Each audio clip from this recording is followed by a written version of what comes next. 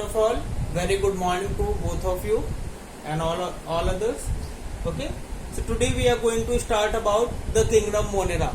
In this class, we will discuss about the common characters of the kingdom Monera.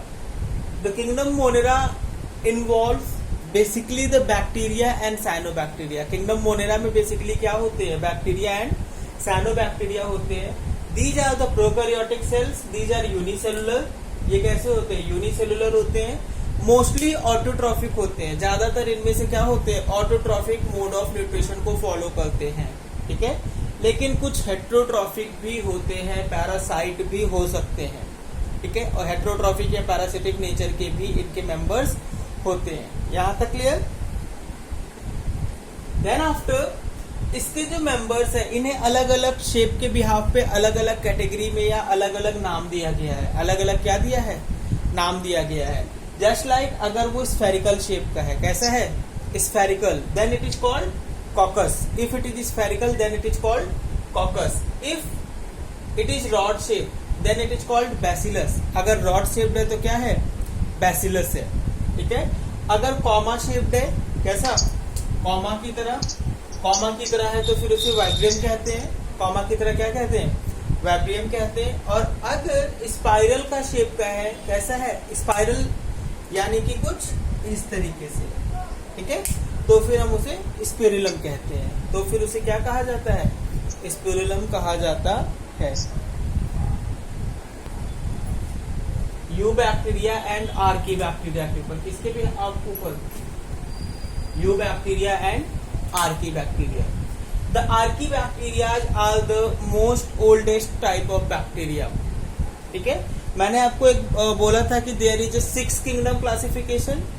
ठीक है, 6 kingdom classification के अंदर जो 6th kingdom था वो archibacteria को ही डिवाइड किया गया था. That archibacteria को एक न्यू किंगडम में बनाया गया था. But later on different scientist ने ये फाइंड आउट किया कि ये जो आर्कीबैक्टीरिया है, these are actually the group of bacteria. ये एक्चुअली इनके सारे कैरेक्टर्स क्या है? बैक्टीरिया से ही लगभग मिलते जुलते हैं. तो फिर से इन्हें मोनेरा किंगडम में ही मर्ज किया गया. पहले ये मोनेरा में रखे गए थे आर.एच. विटेकर के द्वारा. लेटर ऑन कुछ अदर साइंटिस्ट ने आर्कीबैक्टीरिया को एक न्यू किंगडम बनाया था. बट फिर उसे फिर से किसमें रखा गया? बैक्टीरियाज के ही या मोनेरा किंगडम के अंदर में ही रखा गया. क्लियर? अब आ जाते हैं आर्कीबैक्टीरिया. आर्कीबैक्टीरिया जो है one of the oldest type of bacteria का ग्रुप है जो कि हार्श हैबिटेट में रहता है. मोस्टली ये कहाँ मिलते हैं? Harsh habitat. Harsh habitat means the habits और the place which are not suitable to live for the all. सभी के लिए रहने के लिए जो प्लेसेस सुटेबल नहीं है वो हमारे कौन से हैं? हार्श हैबिटेट्स के कहे जाते हैं. जैसे हॉट वाटर स्प्रिंग, पानी का टेम्परेचर काफी ज्यादा होता है. हैलोफिल्स, यानी कि जहाँ पे हैलोजेंस यानी कि फ्लोरीन, क्लोरीन, ब्रोमीन या आयोडीन में से कोई ना कोई कंटेंट ज्यादा अमाउंट में होगा. तो ऐसे जो बैक्टीरिया होते हैं वो हैलोफिल्स कहे जाते हैं, जो कि क्लोरीन, ब्रोमीन, आयोडीन या फ्लोरीन के हाई कंसंट्रेशन एरियाज में मिलते हैं. सिमिलरली हॉट वाटर की स्प्रिंग्स में जो बैक्टीरिया पाए जाते हैं they are called thermo acidophilus. ठीक है, एसिडिक नेचर में भी पाए जाते हैं इसीलिए एसिडोफिलस कहा जाता है. और हाई टेम्परेचर पे पाए जाते हैं so they are called thermo acidophilus. ठीक है, मार्सी एरिया में मिलते हैं मिथेनोजेंस. मिथेनोजेंस का सबसे कॉमन एग्जांपल आपने बायोगैस में पढ़ा होगा. ठीक है, बायोगैस में मिथेनोजेंस की कैटेगरी के बैक्टीरिया को यूज किया जाता है जो कि सेलुलोज को डाइजेस्ट करके उससे मीथेन गैस रिलीज करते हैं. नाइट्रोजन फिक्सिंग बैक्टीरिया के भी कुछ एग्जांपल इसी कैटेगरी में है आर्कीबैक्टीरिया के. ठीक है, और ज्यादातर जो आर्कीबैक्टीरिया है हम देख रहे हैं कि कीमोसिंथेटिक नेचर के है. मतलब ये कीमो ऑटोट्रॉप्स होते हैं. ये केमिकल्स का यूज करके अपना फूड बनाते हैं. किसका यूज करके? केमिकल्स का यूज करके अपना फूड बनाते हैं. ठीक है, केमिकल से रेस्पिरेशन करेंगे, उससे एनर्जी गेन करेंगे. एनर्जी गेन करने के बाद ये उससे क्या करेंगे? फूड को फॉर्म करेंगे.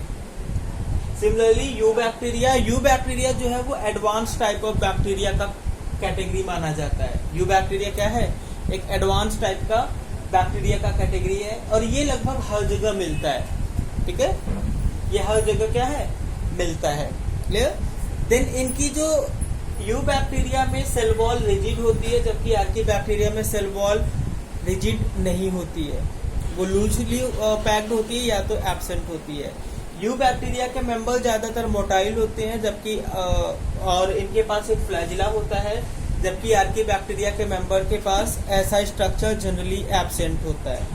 जनरली क्या होता है, एब्सेंट होता है। ठीक है। नाइट्रोजन फिक्सर जो यू बैक्टीरिया होते हैं उनमें एक हेट्रोसिस्ट का एरिया पाया जाता है, एक स्पेसिफिक सेल होती है, that one is called heterocyst. Heterocyst के अंदर बेसिकली नाइट्रोजन का फिक्सेशन होता है। हेट्रोसिस्ट के अंदर बेसिकली किसका फिक्सेशन होता है, नाइट्रोजन फिक्सेशन होता है। ठीक है। और नाइट्रोजन फिक्सेशन के लिए ये ऑक्सीजन इम्परमिएबल होती है। हेट्रोसिस्ट के अंदर ऑक्सीजन गैस एंट्री नहीं कर सकती है। ध्यान रखिएगा, जिन जिन में हेट्रोसिस्ट पाया जाता है तो ये हेट्रोसिस्ट नाइट्रोजन से इम्परमिएबल होती है, ऑक्सीजन से इम्परमिएबल होती है, तो ऑक्सीजन गैस हेट्रोसिस्ट के अंदर एंट्री नहीं कर पाती है। So the member of kingdom protista are eukaryotic and mostly heterotrophic in nature. ठीक है। किंगडम प्रोटिस्टा के जो ज्यादातर मेंबर है वो यूकैरियोटिक, यूनिसेलुलर और हेट्रोट्रॉफिक मोड ऑफ न्यूट्रिशन के होते हैं। ध्यान रखिएगा, यहाँ पर यूग्लियोनाइड्स की कैटेगरी में, यूग्लियोनाइड्स के ग्रुप में यूग्लिना एक ऐसा मेंबर है जो यूग्लिना की कुछ स्पीसीज ऑटोट्रॉफिक होती है। कुछ स्पीसीज क्या होती हैं, ऑटोट्रॉफिक है।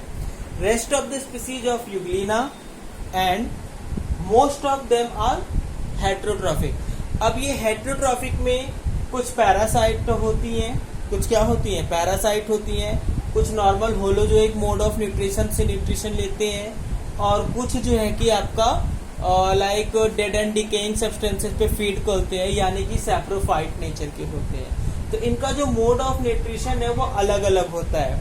तो हर एक ग्रुप का अलग अलग मोड ऑफ न्यूट्रिशन है, अलग अलग क्या है, मोड ऑफ न्यूट्रिशन है। सबसे पहला हम आते हैं किंगडम प्रोटिस्टा का सबसे पहला ग्रुप क्रायोफाइट्स। कौन सा, क्राइसोफाइट्स। ठीक है। क्राइसोफाइट्स का सबसे कॉमन एग्जांपल है डायटम।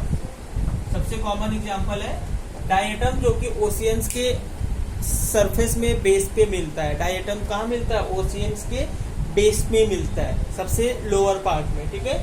और ये डायटम जब डाई करता है तो डाई करने के बाद इस डायटम की डेड बॉडीज अर्थ पे कलेक्ट होने लगती हैं। जैसे किसी अर्थ के सरफेस पे चीजें कलेक्ट होने लगती हैं, तो उसी तरीके से डायटम की डेड बॉडीज यहाँ पे कलेक्ट होकर के एक पूरा का पूरा न्यू सरफेस ऑफ अर्थ सा बना देती हैं। ठीक है। ऐसी अर्थ को डायटैमियस अर्थ कहते हैं। क्या कहते हैं, डायटैमियस अर्थ कहते हैं। ठीक है। सो इसके जो क्रायोसोफाइट्स के जो मेंबर है डायटैमियस अर्थ फॉर्म करते हैं। ठीक है। और इसके ज्यादातर मेंबर मराइन हैबिटेट में मिलते हैं, वाटर में ही मिलते हैं। ठीक है। फाइटोप्लैंक्टन ज्यादातर इसी कैटेगरी के मेंबर हैं। फाइटोप्लैंक्टन यानी कि ऐसे प्लांट्स का एक ग्रुप जो कि नॉन मोटाइल होता है, लिविंग होता है, और वो जो है कि वाटर करंट के साथ फ्लो करता है। किसके साथ फ्लो करता है, वाटर करंट के साथ ही फ्लो करता रहता है। ज्यादातर जो क्रायोफाइट्स के मेंबर हैं वो मोस्टली फोटोसिंथेटिक होते हैं। ठीक है। अच्छा, डायटम जो बताया था, डायटम की सेल वॉल में कैल्शियम कार्बोनेट होता है।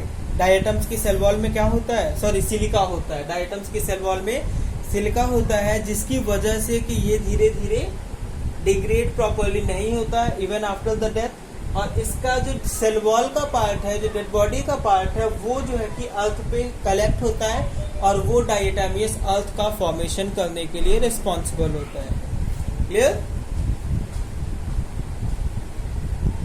Yes sir. अब डायटैमियस अर्थ का जो यूज है, क्या है, डायटैमियस अर्थ का जो यूज है वो बेसिकली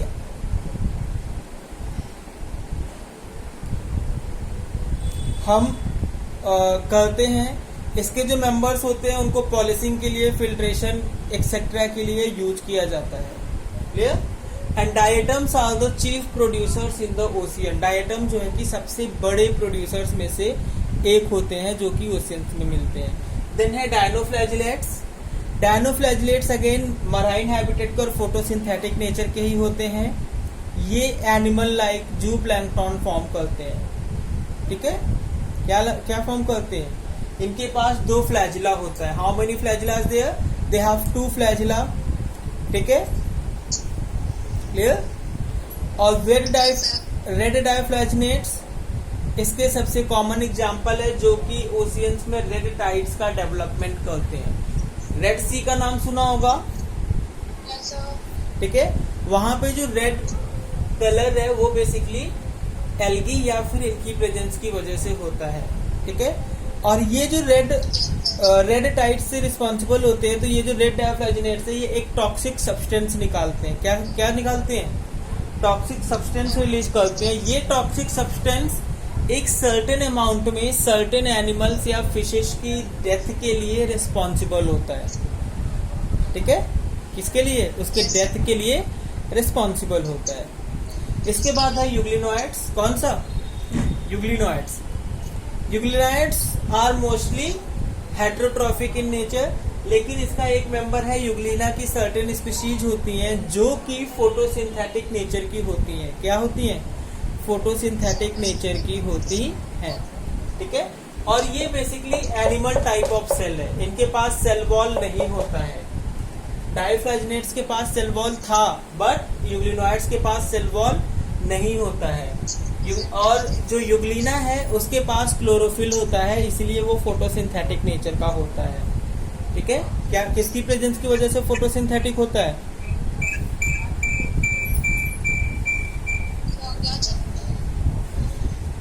ठीक है, देन आ जाते हैं slime moulds. Slime moulds are the type of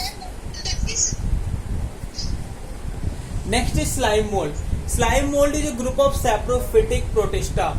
slime mould basically कैसे होते हैं? सैप्रोफिटिक नेचर के होते हैं। कैसे? सैप्रोफिटिक नेचर के ये होते हैं। Clear?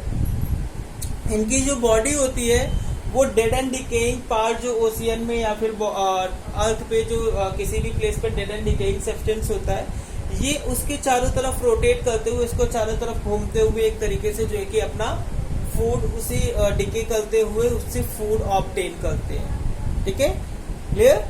The most common example is Plasmodium. Plasmodium का नाम कहीं सुना है? तो ये डिजीज कॉजिंग होता है। ठीक है, प्लाज्मोडियम की वजह से जो है कि क्या होता है? डिजीज होती है। कौन? Malaria disease.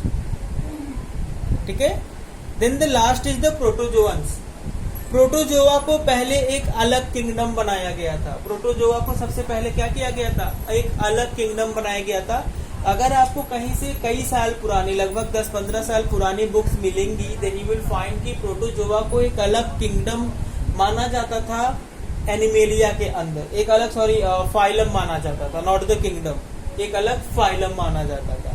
ठीक है, बट बाद में ये फाइंड आउट हुआ कि इसके ज्यादातर कैरेक्टर्स किंगडम प्रोटिस्टा की तरह है। किंगडम किसकी तरह है? प्रोटिस्टा के मेंबर्स की तरह है। तो फिर इन्हें प्रोटिस्टा के अंदर एक अलग कैटेगरी बना करके, एक अलग ग्रुप बना करके प्रोटोजोअन्स को रखा गया।